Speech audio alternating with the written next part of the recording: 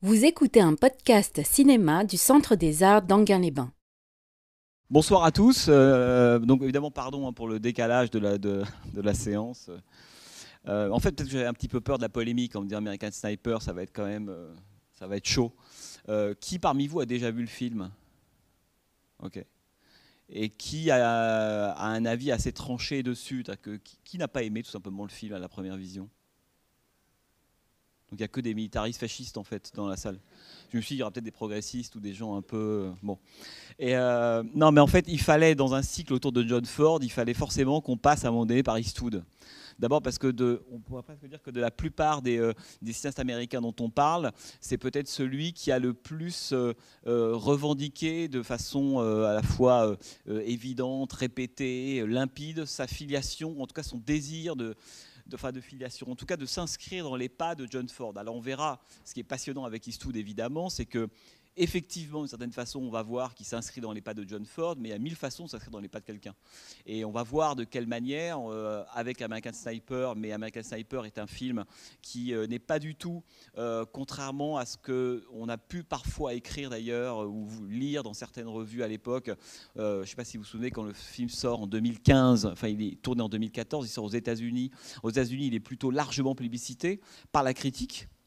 Quels que soient d'ailleurs les différents bords de la critique, et il obtient un succès en salle au box-office absolument phénoménal. Je crois qu'il réalise quelque chose comme 280 millions de dollars le premier week-end, ce qui en fait, ce qui est mieux que la plupart des films de super-héros, ce qui est quelque chose d'inespéré parce que dans la carrière d'Eastwood commençait un peu à battre de l'aile en termes, on pourrait dire, d'entrée, si vous voulez, en termes de rentabilité, et d'un seul coup, American Sniper l'a remis totalement sur orbite, et c'est un film qui a eu un succès absolument phénoménal. La plupart des critiques américaines ont adoré le film. Quand le film arrive en France, je ne sais pas si vous vous souvenez ou si vous aviez lu évidemment quelques critiques, il a été reçu à coups de bazooka et de boulets rouges globalement. Bon. Et même des gens qui le soutenaient jusque-là. Et un des grands arguments de la critique française, c'est évidemment, vous allez le voir, la dimension, selon elle, binaire du film, son côté pro-militariste, son côté presque aveugle, un peu bas de plafond. Et cette critique avait presque le sentiment que Eastwood faisait une sorte de gigantesque retour en arrière, presque une sorte de film complètement régressif par rapport à ce qu'il avait été depuis 10 ou 15 ans. Ça, c'était l'argument qui a été largement développé. Et il y a eu toute une polémique qui s'est développée à l'époque au moment de la sortie du film. Et je dirais presque, quand vous replongez un tout petit peu dans l'histoire du cinéma et de la critique, vous vous rendez compte que ce type de polémique ressort à peu près tous les 7, 8, 10 ans. Moi, je me suis amusé à relire des textes à l'époque, du moment où Samuel Fuller sort J'ai vécu l'enfer de Corée, et puis quand Cimino sort Voyage au bout de l'enfer, c'est à peu près toujours les mêmes arguments. On a le sentiment que finalement, ça ne vieillit jamais, ils n'appartiennent pas au temps. Et vous relisez les débats autour de Fuller il y a 50 ans, au cours de Cimino il y a 30 ans, c'est exactement les mêmes arguments. Et puis, comme toujours, l'histoire va dans le même sens. Après, chacun range ses armes, se rend compte qu'il s'est trompé, et sans doute que dans 10-15 ans, tout le monde dira qu'American Sniper est un grand film. On n'en est pas du tout encore là. Ça reste encore un sujet relativement brûlant, mais ce qui est intéressant avec, là pour le coup, les films de guerre, si vous voulez, c'est qu'ils suscitent toujours le même type de polémique, toujours le même type d'argument et d'opposition, les points de vue moraux, éthiques, avec qui je suis, quelle est la place que je donne à l'ennemi, est-ce qu'il existe ou pas dans le cadre, est-ce que je rends compte de la complexité d'une situation politique, géopolitique ou non. On a à peu près toujours 4-5 items qu'on sort comme ça systématiquement pour parler d'un film de guerre. Alors pourquoi pas, et ça sera intéressant d'ailleurs de les voir et de les lister avec American Sniper. Le problème, c'est qu'il n'y a pas on pourrait dire, de bons critères du film de guerre en soi. C'est ça qui est passionnant. Par exemple, je prends juste un exemple, la question du contexte géopolitique. Il y a des films de guerre dans lesquels le cinéaste, pour des raisons qui lui appartiennent et parce que dans le film c'est comme ça que ça doit être fait, le cinéaste décide de rendre compte de la complexité d'un conflit, par exemple. Ça, c'est quelque chose qui est important. Donc, il va à un niveau à la fois intime, au niveau des personnages, et puis il revient ensuite à un niveau politique, il tente d'expliquer les raisons de la guerre, d'adopter différents points de vue, de manière à ce qu'à la fin, on ait une image à peu près correcte, juste, en tout cas la plus objective possible d'un conflit.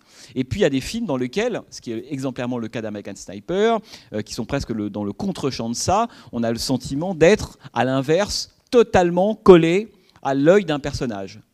Alors là, on en parlera sans doute tout à l'heure, mais est-ce que c'est bien ou pas bien ? Est-ce que parce qu'on est avec un personnage et qu'on ne sait rien de ce qui se passe à côté, on est forcément du côté, on pourrait dire, du mal, hein? Ça, c'est des questions qu'on se posera après, parce que c'est à peu près des arguments qu'on relit et qu'on revoit en permanence.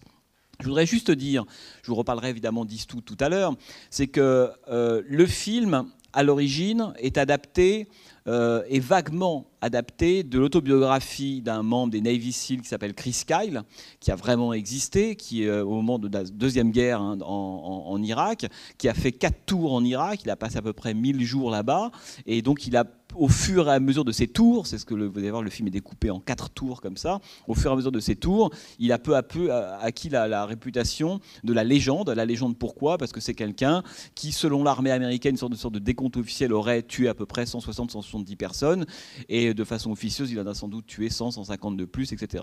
Donc c'était un personnage assez particulier, Chris Kyle, qui a incarné une forme à la fois de légende, de héros américain, comme on pensait qu'il s'en faisait plus vraiment. C'était même une star des plateaux télé.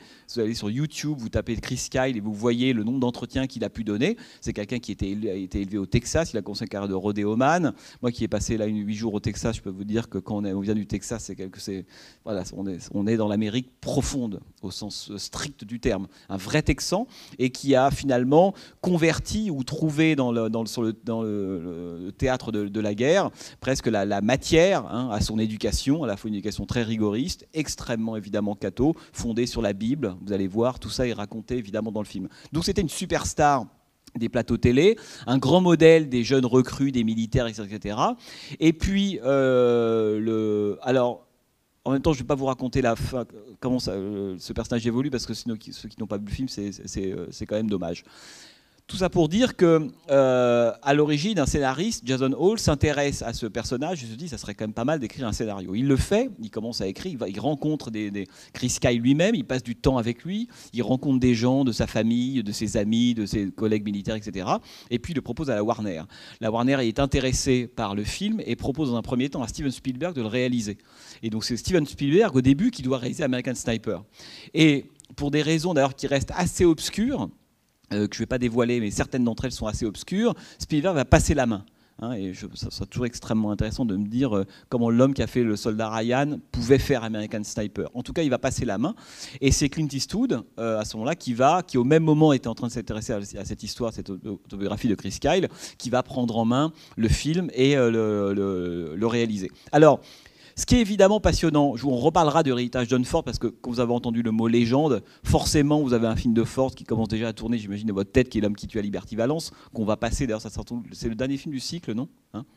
Bon, qui est un peu le film qui va nous permettre à mon avis, de ressaisir, de résumer et de boucler la question Ford et le cinéma américain. L'homme qui tue à Liberty Valance, qui est peut-être un film tardif, un de ses derniers films en 62, qui est un film quasiment manifeste.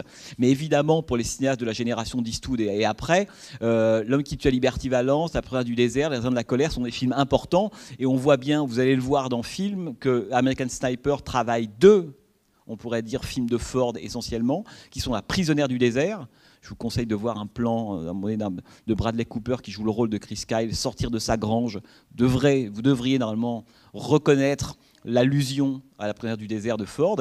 Et puis évidemment la question de Liberty Valance, puisque vous savez bien que la grande question de Liberty Valance était toujours vous savez cette phrase très, très célèbre, Print the Legend, hein, si la légende est plus belle, hein, et plus importante d'une certaine façon que la vérité, il faut imprimer la légende. Ça c'est la leçon fordienne. Mais on est en 62. Est-ce qu'à la fin des années 90 et est-ce qu'en 2014-2015, Eastwood, partant de ce même problème, quand j'ai la légende, là en l'occurrence le personnage que vous allez voir est la vérité, qu'est-ce que j'imprime? Et ça c'est évidemment, c'est pas une redite fordienne, c'est une façon de s'inscrire dans les pas de John Ford et de voir ce qu'il est advenu on pourrait dire du manifeste fordien, mais 30-40 ans plus tard. Alors une dernière chose, American Sniper n'est pas du tout une espèce de machine célibataire dans la carrière d'Eastwood. Je dis ça, c'est très important parce que Eastwood est quelqu'un, mais je vous en reparlerai un tout petit peu après, qui commence à réaliser des films très très tôt. On l'oublie souvent, mais dès 71, il commence à réaliser des films. Hein, Play Misty for Me, en 73, il réalise Breezy, différents films. Et on pourrait dire que la carrière d'Eastwood va connaître 2 temps. De façon un peu rapide, on pourrait dire ça. Le premier temps est un temps du succès au box-office absolument colossal et du mépris critique aussi important. Voilà. C'est-à-dire que quand Eastwood, dans les années 70, c'est une des superstars, c'est peut-être même, je crois, la superstar du cinéma américain, c'est Clint Eastwood, évidemment aidé en grande partie par Dirty Harry, qui, je vous parlais des fascistes tout à l'heure, qui évidemment va lui valoir un papier extrêmement célèbre, dévastateur de la fameuse critique américaine du New Yorker qui s'appelle Pauline Kael. Pauline Kael a été un peu le bras armé du nouvel Hollywood, elle a beaucoup aidé, elle a aidé Arthur Penn pour Bonnie and Clyde, etc. Mais elle adorait Peckinpah, donc c'est quelqu'un d'assez complexe, mais elle a pris en grippe Eastwood à partir du moment où il a joué dans ce film de Don Siegel qui s'appelle Dirty Harry. Bon. Et elle écrit à l'époque un papier dévastateur où elle traite Eastwood de fasciste. Alors c'est intéressant, il ne s'agit pas de discuter ici de savoir si le texte est bon ou pas bon, il est passionnant, en tout cas il a beaucoup compté, il n'y a pas beaucoup de textes critiques comme ça qui ont à ce point compté dans l'histoire, on pourrait dire du cinéma et du parcours d'un cinéaste, puisqu'on pourrait presque dire que l'essentiel du parcours de Clint Eastwood après Dirty Harry, après ce texte de Pauline Kael, c'est une façon de répondre à ce texte-là. Et Eastwood va mettre 20 ans à répondre à Pauline Kael en disant non, je ne suis pas un fasciste. Mais il le fait. C'est quelqu'un de laconique, c'est Blondin, Eastwood. Donc il ne le fait pas avec des grands discours, il le fait par des films. Et en voyant les films, ces films sont des réponses. Alors, si vous voulez savoir qui est Eastwood, vous voyez ces films, tout est dedans. C'est quelqu'un qui ne donne pas énormément d'entretien, et quand il en donne, il se livre relativement peu. Et donc la carrière d'Eastwood, mais je reviendrai un peu, elle est presque scindée en deux grandes parties. La première qui est vraiment le moment où Eastwood crée son personnage un peu iconique, Dirty Harry étant un petit peu la matrice si vous voulez, donc grand succès public, mais grand mépris de la part de la critique. Et puis petit à petit, comme toujours, on se fatigue d'attaquer les gens. On se fatigue de les critiquer, on se fatigue de les descendre.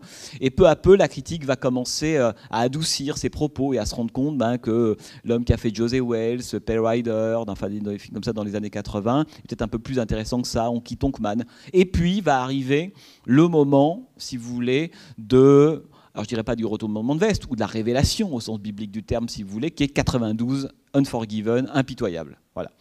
À partir de là, Eastwood, tout le monde est d'accord. C'est qu'il y a, bon, ça c'est le secret qu'a des opérations critiques par moment. C'est qu'on a le sentiment que finalement, le Eastwood Oni n'a jamais existé, qu'on a toujours adoré Eastwood. Et quand on se met à lire les papiers sur les films d'Eastwood depuis 92, c'est extraordinaire. Même l'au-delà est un film qui est, même Invictus, vous voyez, qui pour moi est un film très faible. J'ai même trouvé des textes qui trouvaient que c'était un film formidable. Donc voilà, à un moment, on est en France, où on a le tampon politique des auteurs et qu'on a été accepté comme tel, on peut tout faire. Et donc Eastwood va devenir un cinéaste totalement célébré à partir de 92. 4 Oscars pour Unforgiven, voilà, il est adoré par toute la critique. On a l'impression que la vieille bataille autour du fascisme supposé de Dirty Harry, de Eastwood dans les années 70, l'homme misogyne, masochiste, pro-militaire, enfin bref, tout ça a disparu. Maintenant c'est le sage. Ford n'est plus là, il en faut un autre, donc Eastwood c'est Ford, grosso modo, donc on l'adore. Et c'est pour ça que quand American Sniper, je raconte ça parce que American Sniper vient au terme de toute cette histoire-là, et on verra, il y a plusieurs façons d'interpréter la violence qu'on a pu lire et ressentir à l'égard d'American Sniper. C'est que beaucoup de gens ont dit, mais au fond, ce film-là ne coïncide pas, n'est pas logique, ne s'inscrit pas dans le prolongement logique de la carrière d'Eastwood. Moi, je pense par exemple que c'est le contraire. Je pense que c'est un film somme, et quand vous allez voir American Sniper, si vous connaissez un peu les films d'Eastwood, vous allez voir tout ce que ça charrie derrière lui. La façon dont il fait revenir, mais ça, comme Eastwood pense, comme tous ces vieux cinéastes, que son dernier film est peut-être vraiment son dernier. Chaque film est un peu un film testamentaire. Des Grands Torino, pour ceux qui l'ont vu, on se dit que peut-être que Eastwood pense que voilà, il aura un AVC le lendemain, quoi. Et on a le sentiment que maintenant tous ces films sont des grands films récapitulatifs. Donc American Sniper n'est pas un film qui sort de nulle part. C'est au contraire un film qui vient à la fin d'une œuvre évidemment colossale et qui retraite toujours les mêmes thèmes dont on parlera juste après dans ce film-là précisément. Donc ça c'est important, et on peut aussi considérer que Eastwood a payé avec American Sniper quelque chose que la critique en général ne supporte pas. Je ne sais pas si vous vous souvenez, au moment c'était en 2004, au moment de l'élection première élection d'Obama, ou non, c'était en 2008, pardon. Et Eastwood, qui n'a jamais caché qu'il était plutôt d'obédience républicaine, et il se définit lui-même comme un libertarien. Ça, j'en parlerai après, parce que c'est très précisément ce qu'il est. Hein, même si les libertariens, et c'est un mouvement américain qui sort plutôt de la cuisse républicaine, mais être libertarien, c'est pas comme être républicain, c'est quelque chose qui, dans l'histoire de l'Amérique, est quelque chose on pourrait dire, qui vient plus de Thoreau, d'Emerson, etc., quelque chose de très profond dans la culture américaine. Et au moment de la campagne présidentielle, il décide de se ranger, de soutenir Mitt Romney à l'époque, et donc il a cette espèce de moment assez embarrassant, dont beaucoup de gens vont se moquer de lui, lorsqu'il imagine, je ne sais pas si vous vous souvenez, parler à une chaise vide qui normalement est occupée par Barack Obama. Obama évidemment n'est pas là, et là il établit une sorte de dialogue réactivant les vieilles figures de justiciers des années 70. Le truc fait un flop total et tout le monde se dit Eastwood est devenu complètement sénile, c'est une catastrophe intégrale. Les Américains passeront l'éponge, en France pas. Hein, et d'une certaine façon, American Sniper, on lui fait payer le fait qu'il ait soutenu Mitt Romney et qu'il ait été du côté des Républicains. Ça, en France, on pardonne absolument pas. Et donc, c'est intéressant parce que, comme toujours, hein, disons que le coup qu'on lance ne correspond pas toujours avec la cible, hein, qu'on cherche à atteindre véritablement. Et on voit bien que dans le cas d'American Sniper, ça a été aussi un peu le cas. Bon, pardon pour cette longue introduction. De toute façon, on y reviendra tout à l'heure. Donc, écoutez, voilà, hein, bonne projection tout à l'heure. Moi, je me souviens, quand j'ai découvert le film, j'ai eu le sentiment, alors à tort ou à raison, qu'il tenait énormément sur la dernière séquence du film aussi. C'est-à-dire que je pense qu'on sent que Eastwood ne doit pas rater cette séquence-là. Au moment où, je ne parle pas de la dernière séquence lorsqu'on le voit d'ailleurs comme une sorte de prémonition. On sent que quelque chose d'étrange va se passer. Qu'il passe tellement de temps avec sa famille à être dans la banalité, l'ordinaire. Évidemment, il y a presque une sorte d'attention, de temps un peu suspect passé. On sent qu'il filme les derniers instants de cet homme avec sa famille. Mais quand même, et moi j'avais le sentiment, je trouvais que le film était hyper bien tenu, très juste, formidable, compliqué, pas aimable en même temps, par moments. Et je trouve que la séquence de fin, elle est absolument brillante. Pourquoi ? Parce que pendant tout le film, on va donc suivre ce personnage. On est même collé à lui, hein, du début à la fin. On y reviendra. Ce qui explique d'ailleurs, à mon avis, aussi beaucoup de choses, et en particulier le fait, les critiques qui ont été formulées à l'époque sur le film, à savoir la vision caricaturale, voire plus que caricaturale, en fait, de l'ennemi, des Irakiens, hein, qui sont tous fous, sauvages, enturbanés. Voilà, il y a quelque chose il y a de l'ordre de la caricature, mais en même temps c'est intéressant de se dire de quel point de vue ces choses-là sont vues, évidemment. Quelle est l'idéologie en fait qui produit ce type d'image-là. Et en même temps, à la toute fin du film, on voit que c'est presque un moment évidemment un peu élégiaque, un peu nostalgique, un moment de commémoration. Mais il y a quelque chose d'extrêmement important, parce qu'on comprend bien que ces images-là ne sont pas des images que Eastwood a tournées, ce sont des images qu'il a récupérées de la télévision, etc. Mais ce qui est très important, et ça c'est pour moi toujours la grande finesse du cinéma d'Eastwood, c'est que le mot, avec cette super musique d'Ennio Morricone, qui est quand même, je peux écouter ça des heures, on sent que là, on a le sentiment, on pourrait presque avoir le sentiment que Eastwood baisse les bras. Il se dit, on y reviendra, il a construit, il a étudié, il a autopsié, il est rentré dans la vérité d'une espèce de héros, d'icône très problématique pendant tout le film. On verra d'ailleurs si vous l'avez ressenti ou pas, hein, qui est extrêmement ambigu. Et là, on voit bien que c'est l'homme qui a fait Dirty Harry et qui a fait Impitoyable. Évidemment que ce personnage-là, il vient de Dirty Harry et il vient de William Munny, l'espèce de légende de l'Ouest, ancien tueur, retiré des voitures et qui d'un seul coup doit reprendre du service pour venger une femme défigurée. Ça, c'est Impitoyable en 92. Et ce film arrive et vraiment s'inscrit dans cette filiation-là.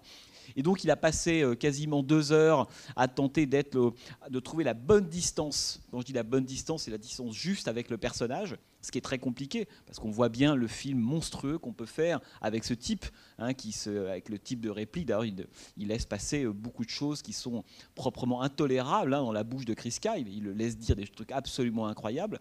Donc, il trouve la bonne distance. Hein, qui a une espèce de mélange entre d'un côté la compréhension et en même temps par moments la peur, un début d'empathie et en même temps un malaise. On a très très souvent ça dans le film, ça j'y reviendrai.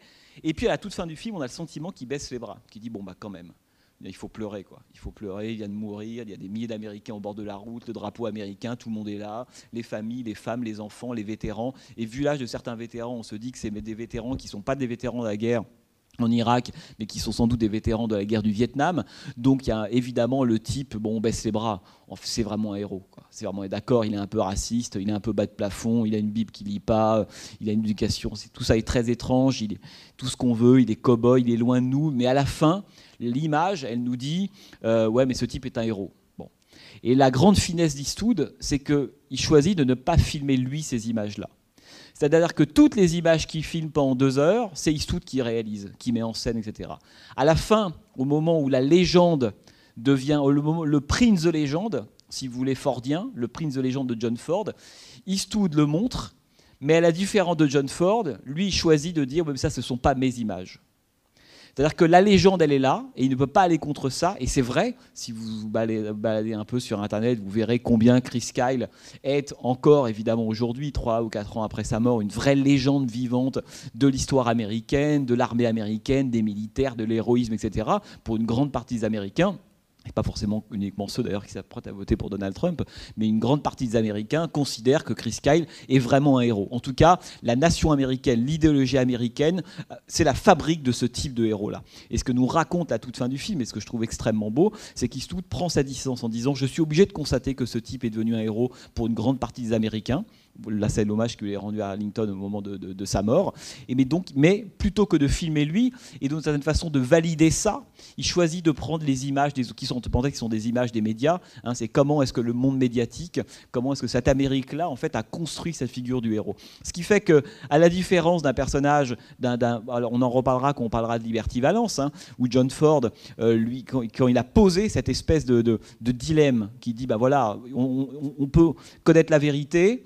Et on peut connaître la légende, mais à un moment donné, il faut choisir. Et John Ford dira dans Liberty Valance, en 62, eh ben, si je choisis, moi je pense qu'il faut choisir par moment, dans certaines conditions, etc., la légende. Mais n'oubliez jamais, oui. Par définition, s'il choisit de montrer les images des médias, les médias, c'est eux qui impriment la légende, donc ils montrent la légende aussi. Bien sûr. Enfin, Oui, j'ai l'impression que c'était que lui n'était pas du côté de la légende et que du fait de ne pas prendre ces images, il ne montrait pas. En fait. Non, c'est pas ça. Ce ne sont pas des images que lui tourne. C'est qu'à ce moment-là, Eastwood ne dit pas ce type-là c'est ou c'est pas la légende. Là, pour moi, la force du film, c'est en fait, la force du film, c'est que Eastwood constate quelque chose, à savoir qu'un personnage comme ça. Hein, avec l'éducation qu'il a reçue, on a vu la séquence, enfin peu importe, qu'un personnage comme ça, à la fin, peut devenir une légende. Et je pense que ça le désole autant que ça le fascine. Et il le reconnaît. Les images de fin, c'est quelqu'un qui dit « je reconnais », quoi que j'en pense, à la limite, ce n'est pas mon problème en tant que cinéaste, mais la vérité, là pour le coup, impose de dire que je reconnais que ce type-là, en dépit ou grâce ou à cause d'eux, peu importe, de tout ce que j'ai montré, de tout ce qu'il a été, ce côté assez ambigu, un peu obscur, à la fois sympathique et en même temps pas aimable, etc., ce type-là est devenu une légende. C'est ce que montre Eastwood. Mais il dit, effectivement, ce type-là est devenu une légende, mais ce ne sont pas mes images à moi qui vont en faire une légende. Vous comprenez ce que je veux dire? Et cet écart, il a l'air infime, mais il est absolument capital. Absolument capital. Puisque Eastwood aurait très bien pu, je veux dire, souvent au cinéma, on peut souvent, à mon avis, se poser la question de mais c'était quoi l'autre solution? Eastwood aurait très bien pu, comme il l'a fait depuis le début d'ailleurs, remettre en scène ça. Choisir de remettre à l'occasion d'une séquence ou deux l'hommage réel qui a été rendu à ce moment-là à Chris Kyle au moment de sa mort. Et là, il se met en retrait et il choisit de prendre des images. Ça qui est intéressant, c'est pas les siennes. Il choisit déjà de montrer des images de la légende en train de se fabriquer. Vous comprenez ce que je veux dire? Et je pense que cette fin, elle est très importante parce que c'est le dernier tour de vis pour moi du film. C'est-à-dire que je ne sais pas si vous l'avez perçu quand vous le regardez, mais on voit bien, c'est très compliqué pour Eastwood qui a un matériau qui est ultra inflammable. Je veux dire, bon, je parle en plus du point de vue des Européens. Les Américains, c'est pas évident, mais on dirait qu'à la limite, ils pensent différemment. Mais pour un Européen qui n'a pas cette culture américaine-là, etc., on se dit, mais ce type, c'est une ordure. C'est un salaud, c'est atroce. Il n'hésite jamais, ou il ne se pose pas de questions, il est absolument raciste. Il est un peu bas de plafond dans le sens, c'est un personnage qui ne se pose même pas de questions sur les raisons pour lesquelles il est là et pourquoi le pays l'a emmené dans cette espèce de conflit, etc. Mais en même temps, à mon avis, tout l'intérêt de la position d'Eastwood dans ce film-là, c'est de toute façon, c'est ce qu'il fait depuis le début. Eastwood, il est obsédé par 3 choses dans sa filmographie, et ce film-là, à mon avis, les réunit. La première chose, c'est, et ça c'est ce qui en fait d'ailleurs un personnage qui reprend la ligne de Ford, etc., c'est quoi un héros américain? Sur tous les récents films d'Eastwood, c'est ça. C'est quoi un héros américain? Quand il fait J. Edgar, par exemple sur J. Edgar Hoover, il prend un personnage aussi totalement sulfureux, mais il trouve une distance, la distance de l'ambiguïté. Il te dit, ce type a pu être à la fois important et détestable, à la fois minable et en même temps grand, important et terrible. C'est la force d'Eastwood, c'est ça, c'est de toujours être sur ces 2 trucs-là en même temps. C'est-à-dire que dès qu'on commence à basculer, dès qu'on commence à tirer, il prend parti. Non, Eastwood, à mon avis, ce qu'il filme, c'est la catastrophe du fait qu'on ne peut pas prendre parti. On est toujours sur ces 2 trucs. Je termine juste en disant les trois volets, à mon avis, de la filmographie d'Eastwood. C'est d'un côté la question de la figure du héros, et depuis Impitoyable, on sent que c'est devenu même un de ses sujets principaux. Impitoyable, pour ceux qui s'en souviennent, ce film dans lequel il joue en 1992, qui est déjà une espèce de grand film sur la question de la légende. Est-ce qu'on est conforme? Est-ce que c'est bien? Peu importe. Le deuxième aspect, à mon avis, central de sa filmographie d'Eastwood, c'est vraiment la question de la violence. Ça, là, on le voit dès le début, la question de la violence américaine. C'est quoi cette violence qui est au cœur de l'Amérique? Comment ça marche? Comment on l'alimente? Et qu'est-ce que ça fait? Et est-ce que cette violence-là, elle produit des héros? Et la troisième question, c'est évidemment la question de la communauté. Souvenez-vous de José Wales, pour ceux qui s'en souviennent. Et là, on est encore totalement, évidemment, dans un terrain totalement fordien. C'est pour ça que la fin est évidemment belle, puisqu'elle permet aussi à Eastwood de dire, oui, les funérailles, etc., mais c'est le moment où le personnage devient, alors une icône, enfin peu importe, il devient une sorte de héros, au sens fordien du terme. Parce que les Américains, à ce moment-là, sont tous au bord de la route, se refondent, se reconnaissent. Il y a un moment unitaire dans la reconnaissance de ce mec-là. En même temps, il y a quelque chose, après je vous passe la parole, qu'il ne faut pas oublier, c'est que le film s'achève sur un cercueil. Le dernier plan du film, c'est un cercueil. Ce que filme Eastwood, c'est une catastrophe. C'est une catastrophe absolue. Et en même temps, il ne la juge pas. Il se dit, mais on a affaire à un type qui a été éduqué de telle ou telle manière, à qui on a inculqué dans la tête un programme, que le monde se divisait en 3 catégories, avec toute cette idée finalement, mais à quel moment le loup n'est pas aussi le berger et le berger n'est pas le loup. La frontière est extrêmement ténue, alors que dans la tête du père, qui est filmé comme un type extrêmement inquiétant, c'est extrêmement clair. Donc je rappelle quand même qu'à la toute fin du film, Chris Kyle rejoue exactement ce qui se passait avec le père au début. Donc, si on a trouvé que le père était un peu hardcore au début, normalement, si on est logique avec ses propres affects, on doit le trouver aussi à la fin. Ce qui fait que en permanence, Eastwood met de la distance, de la complexité dans le personnage, alors qu'on aurait tendance au début à être complètement derrière lui, puisqu'en plus on a le point de vue collé à lui, etc. On a envie d'être toujours avec lui. À chaque fois distant, on sent que Eastwood, via les regards de Bradley Cooper, via des moments où il n'a pas envie qu'on lui parle, qu'on remette cette idée que c'est une légende.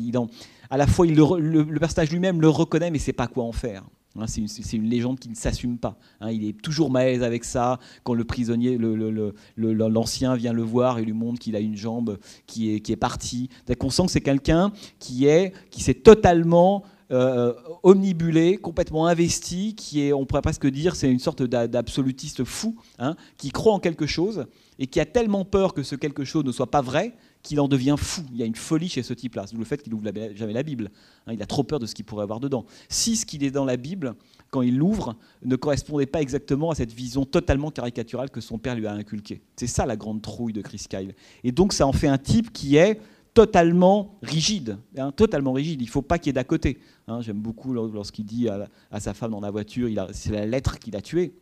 C'est incroyable, c'est une séquence incroyable. Lorsqu'il dit qu'il n'aurait pas dû lire la lettre, ça veut dire quoi? Ça veut dire d'un seul coup que ce type-là s'est mis à penser à autre chose, à avoir un autre point de vue, qu'éventuellement c'était pas si simple que ça, etc. Non, il faut être une machine pour y arriver. Et on sent, et je termine avec ça, on sent quand même que Eastwood, mais ça c'est dans tous ces films-là, et là c'est la difficulté d'ailleurs, c'est que Eastwood, il en veut, on le sent, beaucoup moins à ce personnage-là, à cet individu en particulier, qu'à ce que l'armée, d'une certaine façon, et que le système politique et ce gouvernement qu'on ne voit jamais, les rayons, en a fait.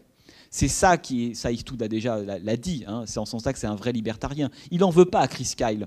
Chris Kyle, c'est le produit C'est une machine de guerre qui a été totalement façonnée par une éducation, par un État, par, hop, 11 septembre égale, vous allez en Irak. Ça, c'est extrêmement fin, c'est dit. Il n'a pas besoin de nous dire, oui, mais quand vous allez en Irak, c'est pas pour le 11 septembre. Oui, mais ça, tout le monde le sait. Mais par contre, ce que montre Eastwood, c'est la façon dont finalement, on pourrait dire, et c'est pour ça que le film est une catastrophe, parce qu'on ne verra jamais ceux qui, au fond, ont produit ce désastre-là. On ne les voit jamais. Et le film, d'ailleurs, s'achève à la fois avec le cercueil, la vraie image conclusive du film. Ok, peut-être que c'est un héros, peut-être c'est une icône, tout ce que vous voulez. N'empêche que c'est un cercueil en gros plan qu'on filme. C'est ça. Ça raconte la mort d'un homme et peut-être aussi la mort d'une nation. C'est ça qui est évidemment, à mon avis, très très beau dans le film. Oui, vous vouliez dire quelque chose ? Oui, je serais tout à fait d'accord avec vous pour les 3 points que vous abordiez en ce qui concerne la distance, je reviendrai dessus, la violence et puis pardon ? Non, la distance. Ah oui, j'ai retenu ça, si vous permettez. La distance, la violence, je passerai, compte tenu de l'ensemble des événements qui nous assaillent. Et puis, la société, je serais même tenté de dire, je me demande si Monsieur Clint Eastwood, ne brosse pas une sociologie, en définitive. Telles les années du cinéma 70-80 italien. Mais cette sociologie serait beaucoup plus internationale que celle dont j'ai fait référence en Italie. Il me semble, je ne suis pas cinéphile tant que ça, je connais très mal ce sujet, mais de ce que je comprends de Clint Eastwood, ce serait ça. En revanche, vous avez dit que sa distance était ambiguë, alors là, je ne vous suis pas du tout. Je trouve même que c'est sa très grande force. Il a un art consommé pour cultiver ce qu'on appelle en philo thèse-antithèse, enfin philo de commerce. Il déploie ses thèses et antithèses. Au tennis, on appelle ça des contre-pieds. Il développe constamment la chose et son contraire. Et je trouve que ça donne une distance absolument extraordinaire. C'est très subtil. Et je pense d'ailleurs avoir un peu de mal si vous m'interrogiez sur le sujet. Mais c'est constant. Et c'est ce que j'admire chez cet homme. Je trouve ça absolument remarquable. Et d'autant plus remarquable que si j'interroge ce que je connais au-delà du cinéma, je ne trouve guère cette posture. C'est une posture qu'il avait d'ailleurs en tant qu'acteur et qu'il a reprise en tant que metteur en scène, et je trouve ça absolument extraordinaire. Je crois que c'est la signature, me semble-t-il, de ce que je comprends de Clint Eastwood. Et sur la sociologie, j'aimerais bien avoir votre opinion. Alors, 2 choses. Alors, concernant la distance, je ne voulais pas dire, ou en tout cas je me suis mal exprimé, que la distance de Eastwood était ambiguë. Ah ouais, non mais surtout évidemment pas. Ou alors j'ai pas bu avant, je peux vous garantir. Donc, non, pas du tout, absolument pas. Non, ce qui est intéressant, c'est que Eastwood prend, et je suis totalement d'accord avec vous, il prend systématiquement la distance nécessaire pour mettre en évidence, alors ce qu'on appelle la thèse d'antithèse, l'ambiguïté, le paradoxe, la complexité de la situation, etc., etc. C'est ça que je trouve effectivement très intéressant. C'est qu'on est Non, mais quand je dis l'ambiguïté, c'est pas l'ambiguïté du personnage, c'est notre ambiguïté à nous, en tant que spectateurs, comme on est justement sur des choses qui sont, vous dites une chose et son contraire, le A et le B, la victoire d'un côté, le plan d'après dans l'œil d'après, la défaite, voilà, c'est ça Eastwood. Non mais il ne faut pas craindre, c'est ce qui se passe. Et c'est pour ça d'ailleurs que, à mon avis, le sentiment qu'on a très souvent quand on sort d'un film d'Eastwood, qui traite notamment de ces questions de la violence, justement de la fabrique du héros. Moi, ce qui me semble assez fascinant, c'est que la plupart du temps, quand on sort de là, on ne sort pas avec une opinion qui est, on pourrait dire, coulée dans le marbre. On ne peut pas dire j'étais avec, contre, pour. Le contre et le pour, le A et le B, le noir et le blanc ne marchent pas chez lui. C'est quelqu'un qui déplie, alors vous appelez ça la sociologie, mais qui déplie une situation jusqu'à un point où on est totalement désarmé. On se dit, oui, voilà, il y a une chose et son contraire en même temps. C'est-à-dire que le personnage, effectivement, c'est très compliqué de le juger, et en même temps, à la fois, il nous fait peur, et en même temps, on sent bien qu'il n'est que le produit de quelque chose aussi. Et je pense que cette espèce, quand je parle de l'ambiguïté, c'est une ambiguïté salutaire, positive. Hein, c'est pas, et Eastwood, c'est exactement ça. C'est-à-dire que quand l'intérêt d'un film comme American Sniper ou des films comme Impitoyable ou d'autres, c'est que c'est un film qui nous dit toujours deux choses à la fois en même temps. Voilà. Et je pense que c'est ça, et des choses qui sont pas incompatibles, mais des choses qui sont contraires. On pense un truc, hop, il va montrer le contraire. On vient tous célébrer la légende, merci beaucoup, et l'autre, d'un seul coup, il n'en veut pas. On lui dit, formidable, tu as tué tant de personnages, etc. Et dans son œil, on sent que c'est pas exactement comme ça que ça fonctionne. Et jusqu'à toutes ces séquences qui sont très très belles d'ailleurs, entre parenthèses, de dialogue avec sa femme au téléphone, hein, qui est une très belle image de l'importation des conflits, comment on a un sentiment que la femme fait autant la guerre que le mari, hein, alors qu'elle est dans une espèce de devant l'hôpital. Et il y a aussi une séquence que j'y pense parce qu'après j'ai oublié de vous en parler, c'est que Eastwood à la fois se souvient des films qu'il a tournés. Alors on peut retrouver des traces d'Impitoyable, de beaucoup d'autres films évidemment, jusqu'à des images à un moment donné évidemment intolérables, hein, l'image du petit gamin, etc. Mais il se souvient alors, de ses films à lui, mais il se souvient aussi des films ou d'autres films de guerre qu'il a tournés. Et il y a une séquence dans le film qui est une citation extrêmement directe de Voyage au bout de l'enfer de Michael Cimino, qui est l'avant-dernier moment, lorsque, après le 4e tour, Chris Kyle doit rentrer. Elle l'appelle, alors tu n'es pas encore rentré, ici je suis arrivé, je suis aux États-Unis. Et là, il hésite, il est dans cette espèce de sas où il est plus vraiment effectivement sur le théâtre de la guerre, il n'est pas complètement chez lui, il est nulle part, parce que c'est un film qui nous raconte comment un type devient apatride, mais apatride dans le sens il n'a plus d'endroit du tout où être, tout simplement, il est nulle part.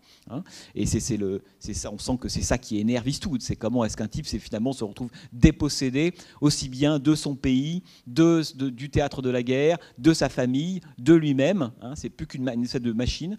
Et quand il est dans cette espèce de café, vous remarquerez qu'il a quasiment la même tenue que Robert De Niro dans Voyage au bout de l'enfer, Michael Vronsky dans le film, avec le même type de couleur, le billard au fond, parce que je rappelle quand même que c'est Eastwood qui a mis le pied à l'étrier à Michael Cimino, et que Cimino a tourné dans son premier film avec Clint Eastwood.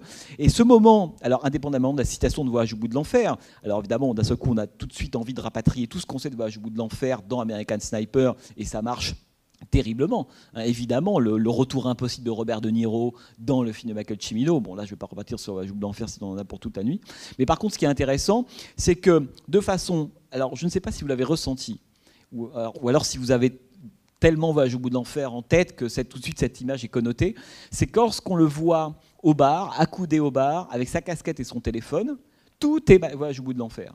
La tenue, le billard, l'éclairage, la couleur, tout y est, tout est là. Donc on se dit à ce moment-là, mais peut-être que Eastwood utilise un plan rapproché, qu'il ne montre pas les jambes du personnage, de Bradley Cooper, de Chris Kyle dans le film, parce que quelque chose lui est arrivé entre le moment où il a réussi à saisir la main, on a quitté le brouillard, ce qui est quand même une très très belle métaphore d'ailleurs, finalement à la fin qu'est-ce qu'on est? On est dans le brouillard, on n'a rien compris. Finalement on n'a rien compris. On a fait une guerre, on n'a rien compris. Et on retrouve quelques plans plus tard, cadré, plan à la taille, et là il y a un moment moi, que j'aime beaucoup dans le film, en tout cas c'est comme ça que j'avais ressenti la première fois que je l'ai vu, en me disant mais peut-être que ce type a été blessé, qu'il n'ose pas rentrer, on ne sait pas pourquoi. J'ai la trouille du plan large. Qu'est-ce que ça va me montrer? Est-ce que ça va me montrer un des personnages de Voyage au bout de l'enfer, avec l'autre qui n'a plus de jambes et la femme lui offre des chaussettes? Et j'adore, ça c'est typique d'Eastwood. Évidemment, on n'est pas obligé de le voir, c'est pas grave. Mais si Voyage au bout de l'enfer, qui est quand même un des immenses classiques à la fois du cinéma des 70 et du cinéma de guerre, si on veut, à mon avis, il revient, il le fait ressurgir, d'un seul coup, ça crée de façon extrêmement fine un doute sur l'état du personnage. Hein, on se dit, si ça se trouve, il va revenir amoindri. Pas du tout, puisque il redevient en cow-boy. Il renoue d'ailleurs avec la mythologie de départ, parce que le film, c'est quand même l'histoire d'un type qui se prend pour un cow-boy. Sa fille lui dit, mais en plus, t'es même pas un bon coup au lit. C'est ça, c'est aussi toute une grande histoire hein, du type qui à la fin peut, d'où l'importance du dialogue un peu scabreux avec sa femme à la fin, puisque ce dialogue répond à l'insulte qu'il a eue avec sa première petite amie qu'il a découvert en train de coucher avec quelqu'un d'autre. Et elle lui dit, elle lui dit plein de trucs, mais elle lui dit un truc qui lui touche vraiment, lui le cow-boy texan, rodéo, etc. Elle lui dit en plus t'es pas un bon coup. Et à la fin, via la guerre, c'est ça qui est terrible, ce que raconte aussi Eastwood, c'est que la virilité du héros américain, elle a été acquise après 200-250 morts, après la destruction du mec. Le type devient un héros américain après avoir fait la guerre. C'est aussi cette fabrique-là du héros américain, enfin viril. Avant, c'était un cow-boy de pacotille. Vous avez vu, d'ailleurs, vous avez peut-être vu le fameux plan référence à la Première du désert. quand il sort de la grange. Vous l'avez repéré, ça, hein? Bon, attention, chez Eastwood, c'est jamais... il n'y a pas le stabilo boss. Hein, bon. Mais tout de suite... et c'est ça qui est très très beau dans ces films d'ailleurs, c'est que c'est quelqu'un qui est pas du tout dans un... C'est pour ça qu'on a beaucoup dit de Eastwood que c'est le dernier grand cinéaste classique américain. Peut-être, je ne sais pas. Mais en tout cas, ce qui est vrai, c'est que la façon dont il pratique, par exemple, la citation, l'hommage, etc., est très très éloignée de beaucoup des cinéastes de la génération juste après. Parce que Eastwood est né en 30, hein, il a 86 ans aujourd'hui. Hein, donc quand il commence à faire ses propres films, il a déjà la quarantaine bien tassée, il tourne depuis le milieu, fin des années 50. Et on voit vraiment, ça c'est vraiment l'art du cinéaste classique. C'est-à-dire que quand il décide de retraiter une séquence, c'est jamais de façon directe. On est très loin du maniérisme évidemment, c'est très loin du postmodernisme, on est très loin de la citation directe, on est dans l'allusion. Hein, et il y a très souvent ça c'est chez Eastwood, hein, c'est une façon toujours extrêmement discrète de faire revenir des souvenirs de plans. Et Ford étant évidemment la première du désert, c'est ça, hein, c'est de toute façon. Bon, je voudrais que vous... Mais est-ce que parmi vous, j'aimerais savoir si parmi vous, certains ont un point de vue, en tout cas ont été gênés par le film, ou... vous voyez, bon, en l'occurrence, non. Mais je voudrais ajouter une chose à votre premier propos d'après-film. Parce que je pense qu'il y a un élément qui renforce encore ce que vous avez dit, à savoir qu'il me semble que c'est un des très rares films, peut-être même le seul, où le héros eastwoodien ne reste pas complètement rigide dans des positions qui font quelque part sa beauté. Parce que à la fin, il est quand même très passablement ébranlé par la réaction de sa femme et surtout par celle du psychologue qui l'interviewe. Et il cède d'une certaine façon. Il y a une rupture d'image, le psychologue l'interviewe et lui dit bah, si vous pouvez faire quelque chose, vous pouvez aider. Et quelque part, alors qu'il est dans son interview, il était complètement borné en disant oui, j'ai fait ce qu'il fallait, etc. Brusquement, il y a une rupture de plan et on le voit en train d'aider des gens qui lui posent même la question mais qu'est-ce que tu fais avec nous? Et quelque part, je ne sais pas si c'est la première fois, parce que je ne suis pas certain d'avoir vu tous les films de Eastwood, mais j'ai l'impression que c'est la première fois qu'un héros de Eastwood tourne complètement sa veste. Et c'est... Ouais. Mais je crois que dans Grand Torino, justement, il reste droit dans ses bottes, dans une certaine vision de l'Amérique, contrairement à ce film-là. Et la fin, comme vous l'avez décrite, me fait penser également immanquablement à tout à fait autre chose, mais qui est quand même important. C'est une illustration du célèbre peintre et illustrateur qui s'appelait Théophile Alexandre Steinlen, qui, en plein milieu de la guerre de 14-18, a produit un dessin, une gravure, qu'il a appelé La Gloire, qui est l'image d'un cercueil entouré d'un drapeau bleu, blanc, rouge, avec quatre mères ou 4 sœurs, etc., tout en noir, voilées, qui contemplent le cercueil. Et je pense que la fin renvoie énormément à ça. Et le dessin de Steinlen avait été censuré et caché, évidemment, pendant très longtemps. Voilà ce que je voulais dire. Très bien, non, mais ça, j'ai rien à rajouter à ça. Mais non, si vous aviez peut-être des points de vue pas plus tranchés, mais est-ce que pour certains d'entre vous,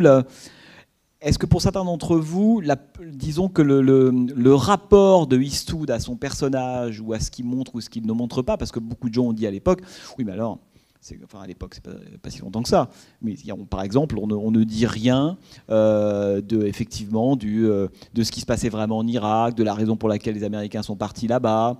Il y a une espèce d'absence totale de la vision géopolitique ou autre, etc. Et je sais que beaucoup de gens, à l'époque, ont été gênés par ça. Alors moi, il me semble au contraire intéressant, puisque l'homme, encore une fois, est une sorte de machine. Il réagit, vous avez vu comment est-ce que presque les raccourcis qu'il fait dans sa tête. Attentat contre l'ambassade américaine en Tanzanie, et puis ensuite 11 septembre, tout ça en 3 coups, le souvenir du père dans la tête, effectivement, dans la vie, il faut protéger, il faut que tu sois un berger, et hop, il trouve on pourrait dire la formule magique à la justification de sa mission. C'est ça qui est évident, c'est ce que raconte le film, d'où le fait que vous parliez du psychologue. Hein. Tout le problème évidemment du psychologue, c'est qu'à un moment donné, c'est comme la prise de tension. Hein.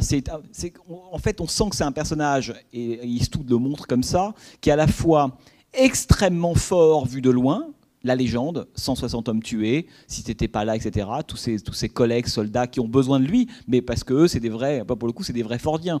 Comme lui dit à un moment donné, alors la phrase extrêmement fordienne, peu importe que ce soit en faisant, tant qu'ils y croient, ils sont en vie. Ça, c'est une phrase extraordinaire. Hein. Donc l'apport fordien, il est quand même dans le film, etc. Et en même temps, donc, le personnage est extrêmement fort.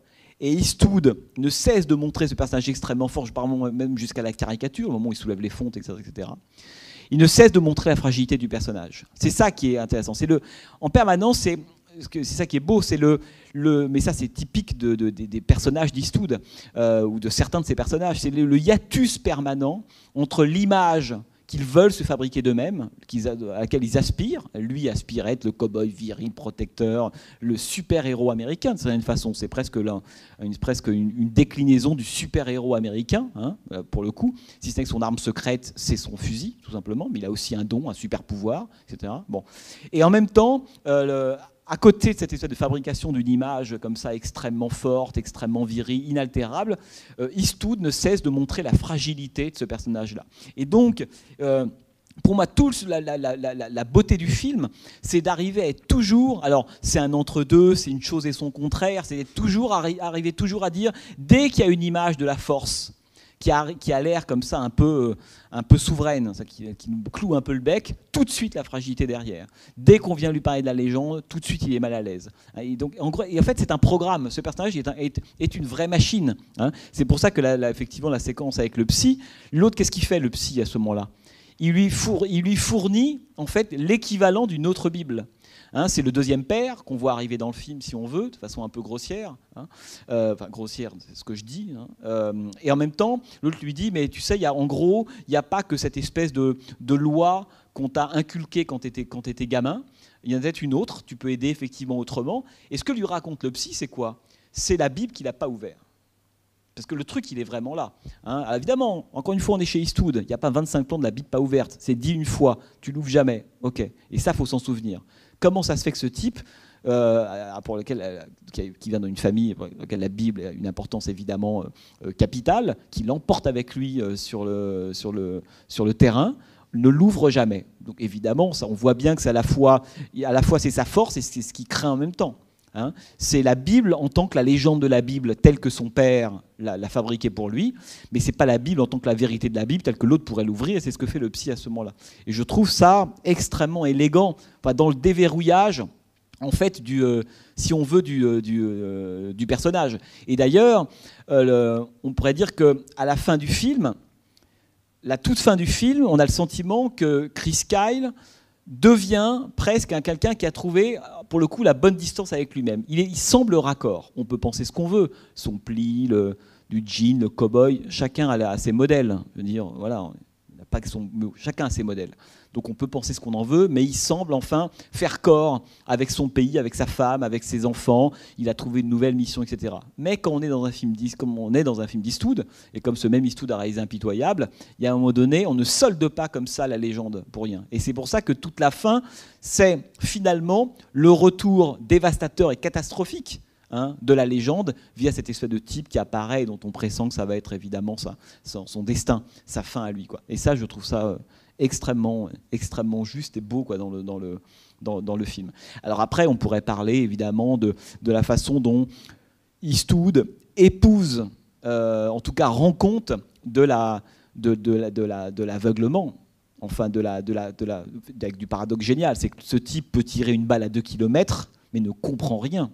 La courte vue du personnage qui peut tuer à quelqu'un à 2 miles. Ce paradoxe est très très beau dans le film. Et on voit bien qu'il veut rester aveugle, parce que trop savoir, c'est douter. D'où la lettre. Hein. Tu veux en savoir trop, c'est ça qui est. Et là où le film est complexe en même temps, c'est qu'il nous dit, oui, mais alors ce type, en fait, la légende de ce type est fabriquée parce qu'il est tout ça en même temps. Il dit ça aussi, Eastwood. Il dit parce qu'effectivement c'est une machine, parce qu'il est aveugle, parce qu'il ne veut pas en savoir plus, parce qu'il veut continuer à craindre, parce que tout ça, oui, et en même temps, c'est grâce à ça qu'il devient une légende. C'est ça que Eastwood ne dit pas. Ça serait formidable s'il savait la vérité, etc. Non, Eastwood, il ne sait pas. Hein, c'est le personnage à la fin de L'Homme des Hautes Plaines, après le grand massacre, etc. La dernière phrase de Clint Eastwood, il dit « j'en sais plus rien ». Ça, c'est très très beau. Hein, je pense que c'est la sagesse d'Eastwood à la fin, c'est d'arriver à pouvoir dire comme « je n'en sais plus rien ». À vous. C'est pour ça que là, vous parlez du travail du spectateur, il est toujours, à mon avis, très important dans les films d'Eastwood. Hein, il me semble que le héros se fissure sur le toit, précisément quand sa vie est en jeu, parce qu'il appelle sa femme et il dit « j'arrive ». Et je crois que les graines ont été plantées par sa femme qui fait preuve... il adore sa femme et c'est tout à fait réciproque. Lui, il joue avec sa vie, mais sa femme ne veut pas. Et les germes qu'elle plante, il a aussi une conversation avec un ami qui doute à propos d'une lettre, et je crois que ça procède aussi, ça participe au fait que tout héros qu'il est, c'est un héros qui descend l'adversaire à distance encore, hein, avec des fusils à lunettes. Et par ailleurs, il s'entraîne à 50 mètres avec des fusils à lunettes. Hein. Bon, c'est pas grandiose quand même. Vous demandiez une critique, en voilà une, assez acerbe. Donc, quelque part, c'est au moment où il a peur. Non, parce qu'il y a un moment, il veut descendre sur le terrain, il veut être au contact avec les autres. Sa tête est mise à prix. Oui. Non. Mais il est encore dans sa période complètement de cow-boy et de guerrier. Non, mais je parle, c'est qu'il y a un vrai risque physique pour lui. Après, il y a toute une éthique. C'est clair. Mais drone, c'est autre chose. Mais ça devient vraiment très chaud sur le toit. Oui, oui. Ça ne veut pas dire que ça n'était pas chaud avant. Mais pourquoi appellerait-il alors sa femme, précisément à cet instant-là? C'est-à-dire que je pense que, quelque part, encore, il joue avec la distance, Clint Eastwood. C'est-à-dire qu'au moment au plus fort de la bataille, lui, le plus très grand héros, eh bien là, il fait preuve, peut-être, ça n'est qu'une hypothèse de ma part, c'est mon point de vue, il fait voir que quelque part, les germes plantés, enfin bref, c'est précisément à ce moment-là qu'il, non pas qu'il cède, mais qu'il appelle sa femme, en disant « je rentre », c'est-à-dire « j'arrête ». Alors que c'est la première fois qu'il le dit, n'est-ce pas? Et il le dit au cœur de la bataille, au moment précisément où il est plus tout à fait héros. Non, mais il le dit parce qu'il a trouvé sa baleine. C'est son Moby Dick. Bah oui. Oui, bonsoir.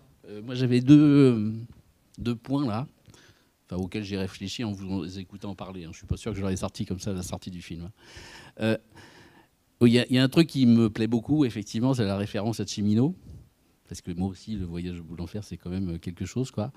Et par rapport à la référence à Cimino, justement, la fameuse scène du bar, là, et ce qui suit, par rapport à ce qu'il suivait dans cette scène du bar par rapport à Cimino, ça me fait penser justement à cet questionnement autour de légende et réalité.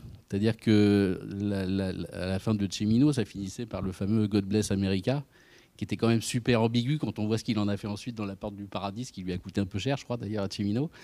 Alors que là, finalement... Alors que là, finalement, quelque part, si on voit la fin de ce film-là, ce que nous dit Clint Eastwood avec toute l'amertume qu'on sent chez lui, hein, on a l'impression qu'il ne croit plus à rien, en fait, Eastwood, à la fin de ce film. Hein. C'est America Bless Chris Kyle. C'est-à-dire qu'en fait, et sous cet angle-là, ça me fait penser peut-être aussi que tout ce que vous dites, hein, c'est-à-dire qu'il ne veut pas lire la Bible, comment il ne veut pas non plus que son frère lui dise les choses. Il y a des scènes assez fortes aussi avec son frère. À chaque fois que son frère dit un truc, il ne veut surtout pas entendre ce qu'il dit. Mais t'es fou, en fait. Comme si, finalement, depuis tout petit, il vit, de manière presque inconsciente, dans une légende de l'Amérique. En fait, c'est ça. Il vit dans une légende. Il ne supporte pas qu'on lui dise « c'est toi la légende » parce que ça ne va pas. C'est pas moi la légende, je vis dans une légende. Et quelque part, en fait, on sent, je ne sais pas, mais on sent derrière Eastwood... D'ailleurs, je ne comprends pas pourquoi les critiques n'ont pas aimé ce film, parce que s'ils n'aiment pas ce film, ils n'ont pas dû aimer. Ils n'ont pas dû aimer non plus Voyage au bout de l'enfer, quoi. Je veux dire. Ah bah oui, à l'époque, sur des registres un peu identiques, quoi. Hein. Oui, ils avaient appris depuis. Mais ce que je vous dis au début, c'est que c'est des débats qu'on retrouve tous les 10-15 ans dans les mêmes termes. Hein. Parce que quelque part, Eastwood il fait une critique redoutable, hein, effectivement, en ne montrant pas, de dire mais comment vous fabriquez des gens dans lesquels vous les faites vivre dans une vision de l'Amérique auquel on ne doit pas croire, vous les envoyez au charbon et ils crèvent parce que justement, au moment où, lui c'est son cas, hein, il meurt au moment où il rejoint la réalité en fait. D'ailleurs, je suis tout à fait d'accord. Il avait raison, de manière inconsciente, il se dit, mais si je quitte la légende et que on meurt, et d'ailleurs c'est ce qu'il dit. Bien entendu. Mais c'est pour ça d'ailleurs que le film, mais je suis tout à fait d'accord, hein, et c'est pour ça que le film d'ailleurs, dans son choix d'imagerie, est toujours du côté, on pourrait presque dire du cliché, mais au sens strict du terme. C'est-à-dire qu'il arrive dans le film, c'est gentil papa, c'est les champs, la nature, le cerf, hein. Évidemment, bon, on n'est pas obligé de savoir que c'est un cerf, mais quand même, c'est bien, bon, on y pense. Et ensuite, après, c'est la Bible. Alors là, on a l'impression d'être du côté des puritains. Et ensuite, c'est le rodéo, le cow-boy. Ça pourrait être, ces scènes-là pourraient presque être tournées, je ne sais pas, moi, en 1860, 1912, 1980.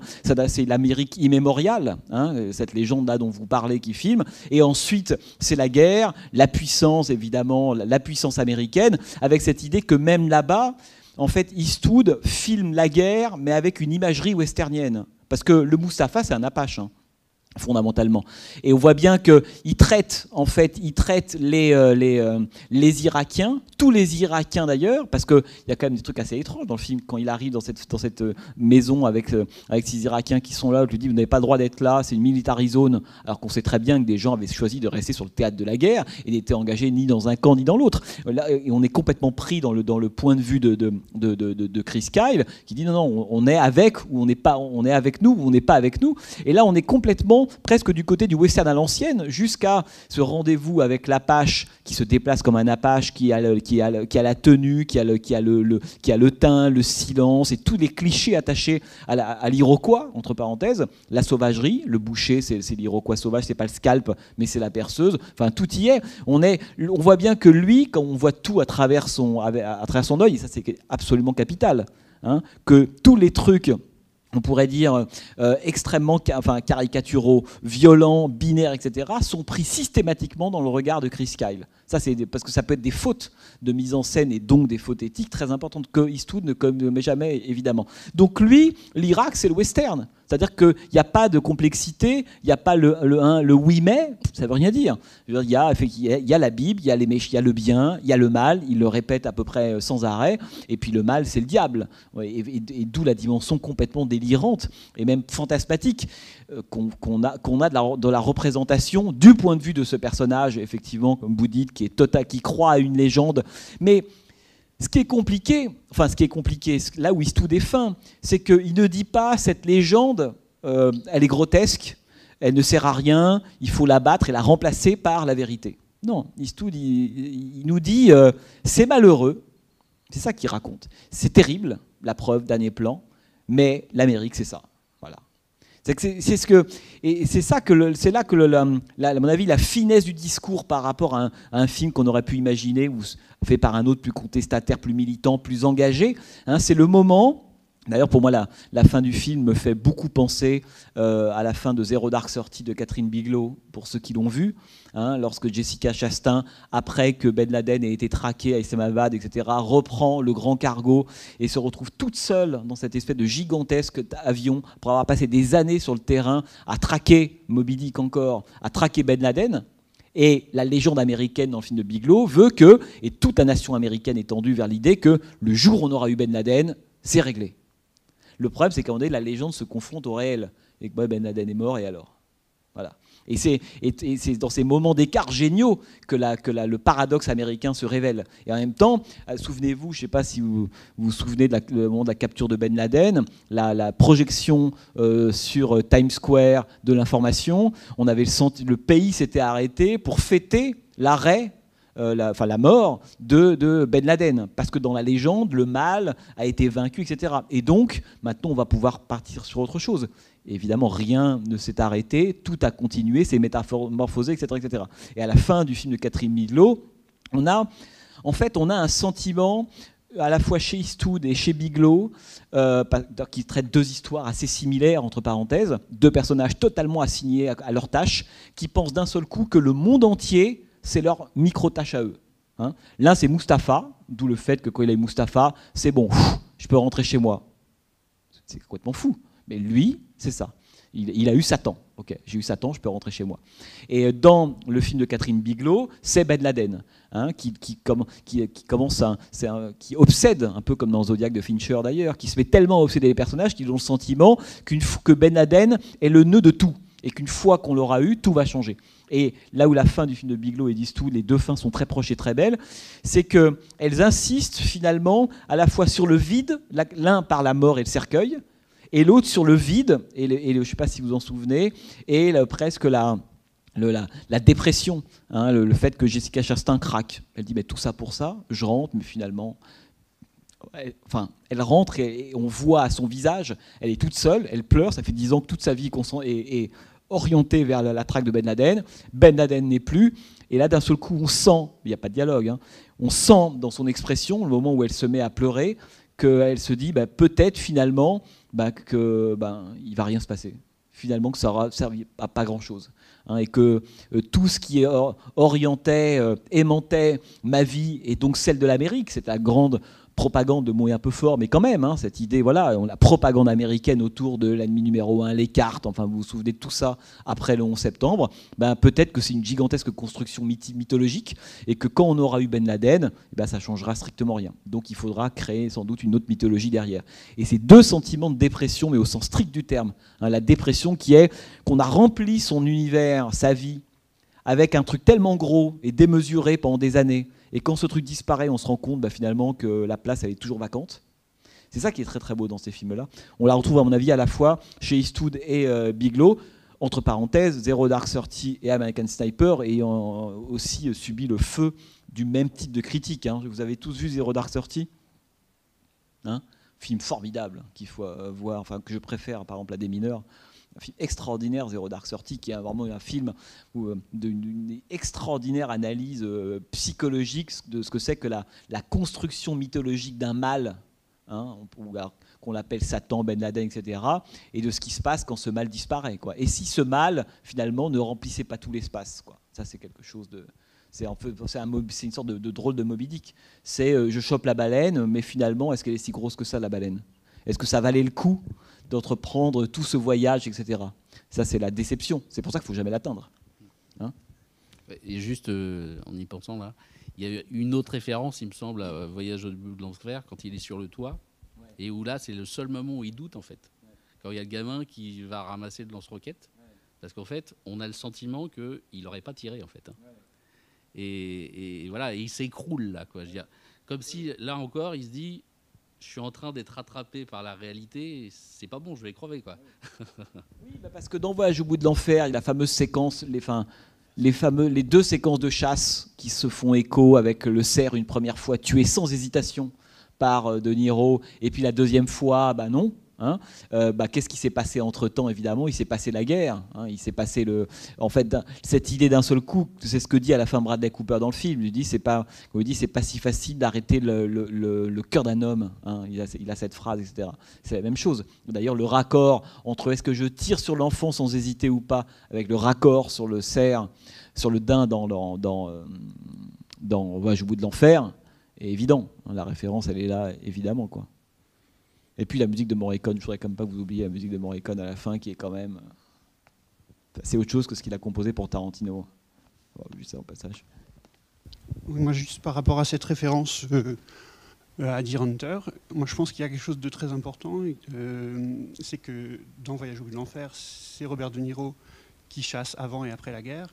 Là, c'est la transmission d'un père et à nouveau à son fils. Et c'est le fils qui a grandi, qui transmet à nouveau à son fils. On voit justement peut-être cette... ça dépend comment on le traduit, mais est-ce que c'est une non-évolution en fait ? C'est-à-dire qu'on va refaire le même schéma ou pas ? Moi je ne suis pas tout à fait sûr, je pense que c'est assez ambigu. Parce que tu parlais de la fin notamment et de la dernière séquence avant les images d'archives, quand il quitte son foyer. Sa petite fille nous montre l'image qu'elle a de lui. Et lui est devenu le loup qui l'attaque, ce que lui racontait son père étant petit, en fait. Je suis d'accord, c'est pour ça que la séquence de fin, en fait, là où elle est, elle intervient donc juste avant la mort, c'est que à la fois, on peut croire que Bradley Cooper, c'est ce que lui dit sa femme, tu es revenu, hein, tu es un super mari, en gros, disons que tu as réduit l'écart avec toi-même, tu t'es réconcilié, bref, tu réhabites à la fois ton corps, la famille, tout ce que tu veux, et en même temps, elle lui dit ça alors que la séquence qui suit est une reprise et une répétition du début. Donc, quand on voit cette séquence-là, on se dit que le type n'est pas guéri. Enfin, il n'est pas guéri, dans le sens où c'est bien la légende qui est en jeu. La mythologie, c'est pas le problème de ce type-là, c'est pas une guerre en particulier, et c'est pas un personnage en particulier. C'est toujours ce dont parle Eastwood. Il parle de l'Amérique. Et donc, et c'est là où le film est très très beau, c'est qu'il prend un cas particulier, un type qui a vraiment existé, très très bien, formidable, etc. Et en même temps, il n'oublie jamais d'en tirer les leçons sur ce que c'est que l'Amérique. Et l'Amérique, ce type-là, 40 ou 50 ans plus tard, il va refaire la même chose, avec les mêmes termes, le loup, le berger, effectivement la transmission, c'est son père, c'était la même chose. Donc, d'où la dimension mythologique, c'est qu'on n'en sort jamais. Quelles que soient les épreuves, quelles que soient les guerres, quelle que soit la vérité, de façon qui éclate aux yeux de l'Amérique, et à un moment donné, le carburant américain, c'est ça. C'est-à-dire qu'il faut en revenir à ça. Enfin, vous allez aux États-Unis, vous comprenez ça tout de suite. Enfin, pas à l'Est, mais dans le Middle West, dans certains États très NRA, quoi. Vous comprenez ça tout de suite. C'est-à-dire que c'est... Et c'est pas une... parce que là, ce qui est assez drôle, c'est que quand on voit Bradley Cooper au début rodéo en cow-boy, on pourrait presque penser que c'est un peu too much. Non. Je veux dire, quand vous allez aux États-Unis, il y a plein de villes, au Texas, à Dallas, à Memphis, à tout ce que vous voulez. Les hommes américains, ils sont comme ça. C'est-à-dire qu'ils s'habillent comme il y a une centaine d'années. Ils ont leur cow-boy, ils fument plus, un peu comme moi, la clope électronique à la limite. Mais c'est pareil, le pick-up, les bottes, c'est-à-dire que l'imagerie compte aussi beaucoup. Et on voit bien que cet homme-là, il y a quelque chose qui, en fait, ce que raconte la toute fin du film, avant la séquence des funérailles et le fameux plan du cercueil, c'est d'où l'importance du titre. C'est pas un American Sniper, c'est American Sniper. C'est-à-dire que ce type-là, il reste américain. C'est ce que raconte Eastwood à la fin. Et c'est le grand drame, au fond. Et en même temps, la beauté en même temps. C'est ça qui est... Parce que Eastwood est vraiment, et comme tous ces cinéastes américains, un cinéaste critique en même temps profondément américain. Mais ce qu'il nous dit, c'est que ce type-là reste américain. Et la puissance de la mythologie américaine emporte l'histoire sur son passage. Quoi qu'il se passe, à la fin, cow-boy, apprend à tirer, etc. etc. Ça, c'est évidemment ce qui a toujours, à mon avis, ce qui a toujours fasciné les cinéastes américains qui sont intéressés à la justice, à la violence, à la démocratie, c'est de constater ça. Hein, c'est qu'il y a un moment donné, la mythologie américaine l'emporte, quoi. En dépit de tout ce que le type vient de subir, de ce qu'il a vu, de son copain défiguré qui finalement est mort, parce qu'il en passe, son frère, on a l'impression qu'il est en état quasi catatonique, on a l'impression que c'est John Cazale dans Le Voyage au bout de l'enfer, voilà, quand il croise son frère, etc. etc. Mais il ne veut pas savoir, c'est que l'Amérique, dans le film se termine sur des drapeaux, hein, jusqu'à ce qu'il y a le drapeau avec les fleurs, il y a le drapeau, etc. Il y a l'homme debout, entre parenthèses, on parlait de cette question de la courbure de l'homme eastwoodien, à la fin on termine avec une silhouette, hein, de cet homme et du drapeau américain, et puis il y a le cercueil, et voilà. Moi je trouve ça très très beau, hein, oui. Et en plus l'acteur là pour le coup, Bradley Cooper, il est pas mal. Il y a que c'est le seul bon film où je l'ai vu d'ailleurs. Enfin je sais pas, j'ai peut-être pas vu tout ce qu'il a. Oui, bonsoir. En fait, j'avais un sentiment et après une question. C'est vrai qu'à la fin, quand on voit le cercueil, ça m'a surtout pensé en fait, ça à l'absurdité quoi. Il a passé en fait. Je vous entends très mal, pardon. En fait, à la fin, quand on voit le cercueil, ça m'a fait penser à l'absurdité en fait. Le gars, il a passé son temps à les traquer. Pour finir. En plus tué évidemment par un autre, par un Américain, vétéran, ça bien sûr. Ouais. Pour finir à la fin dans la boîte en sapin. Ouais. Et j'avais une question, par contre, au début, vous avez dit que Clint Eastwood était libertarien, c'est ça? Ouais. Et en fait, moi, je ne sais pas la définition de libertarien, donc est-ce que vous pourriez m'expliquer en fait, oui, le libertarien, c'est un mouvement qui a pas mal de succès aux États-Unis et même qui prend même de l'ampleur. Le truc est extrêmement simple, hein. C'est un mouvement qui est plutôt, comme je vous le disais au début plutôt d'obédience républicaine, mais son idée, c'est grosso modo un maximum d'indépendance pour les individus et un minimum de place pour le gouvernement fédéral. Voilà. C'est ça, on peut penser à libertaire, si vous voulez. Mais c'est cette idée, si tu veux, si vous voulez, en fait, que l'individu doit être au maximum le maître à la fois de lui-même, etc. Sachant qu'évidemment, il y a un espace commun qui est régi par des lois, etc. etc. Mais l'intrusion, ça c'est un truc très très américain. Enfin, on le voit bien, mais même y compris du point de vue des démocrates, etc. L'intrusion du gouvernement dans la vie des Américains, c'est un truc qui est beaucoup plus mal vécu chez eux que chez nous. Nous, on est beaucoup plus assistés sous perfusion, quoi. Eux, ils supportent pas ça, quoi. Et donc, on voit bien que la campagne présidentielle aujourd'hui, par exemple, si vous la suivez un tout petit peu, vous voyez que ça, c'est vraiment une des lignes de fracture. Washington, avec tout ce côté populiste que ça peut aussi charrier, évidemment. Mais en gros, on veut plus de ces gens de Washington. C'est un peu ça. Donc, le libertarien, mais c'est quelque chose qui trouve sa source chez Thoreau, par exemple. Le plaidoyer en faveur du capitaine John Brown, des choses comme ça. C'est quelque chose qui est inscrit dans les racines de l'Amérique. Cette idée que les Américains s'en sortent seuls ou entre eux, par communauté, par association, disait Tocqueville, mais pas de gouvernement. Pas de gouvernement, c'est les Américains entre eux qui s'en sortent. Par intérêt, on va s'associer entre nous, etc.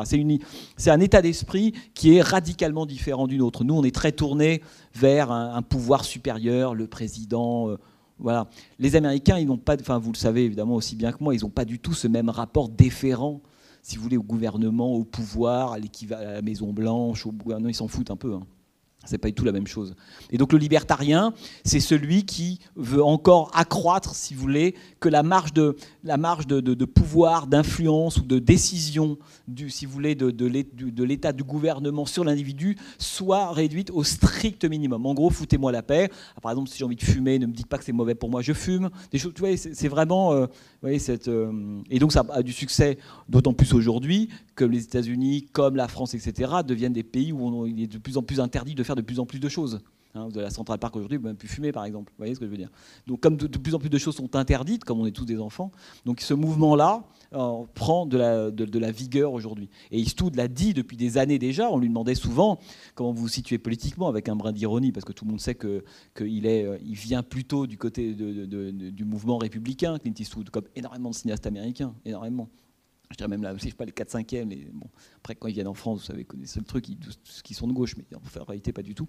Mais quand on a commencé à l'interroger là-dessus, il a été relativement précis d'ailleurs. Mais encore une fois, ne jamais plaquer le modèle gauche-droite sur le modèle américain. Le libertarien, ça n'a pas d'équivalent vraiment chez nous. Puis il faut lire les textes fondateurs. Ils sont un attachement absolument viscéral à la liberté individuelle. Et la question sur les armes aujourd'hui, elle vient évidemment de ça. Si moi j'ai envie de porter une arme, c'est pas toi le gouvernement qui va m'interdire de le faire. Et donc cette espèce d'attachement viscéral à la liberté, qui est très très fort quand même aux États-Unis, est une des raisons du développement du mouvement libertarien. Et Eastwood l'a dit lui-même. Alors après maintenant que c'est de ce mouvement-là dont il se sentait le plus proche. Et je pense effectivement que quand on voit ces films, on voit bien que c'est une tendance, ça. Mais ça, c'est quelque chose de très américain. Le scepticisme toujours à l'égard de gouvernements, des gens qui décident pour vous, des instances de pouvoir. Ça, c'est quelque chose qui traîne depuis la fin des années 60. La méfiance, quoi. Alors que c'est quelque chose qui a été très respecté à une époque. Les États, je sais pas... Lincoln, Washington, le bureau fédéral, ces choses-là. Depuis quand même une quarantaine d'années, nettement moins, quoi. Et tout le mouvement aujourd'hui de la campagne américaine est vraiment fondé là-dessus. Enfin, je sais pas, c'est Hillary Clinton contre Bernie Sanders, c'est exactement ça, quoi. Ensuite, on a Hardcore de Paul Schrader. J'imagine que peu d'entre vous l'ont déjà vu, ce film, non? Qui a déjà vu Hardcore? C'est un peu la présentation du désert en milieu porno dans les années 70. C'est un bon pitch quand même, ça vous donne envie. Bon. Et on termine avec Liberty Valance. Bon, ça, voilà, quoi. Écoutez, passez une bonne soirée et rendez-vous dans 3 semaines. Merci beaucoup.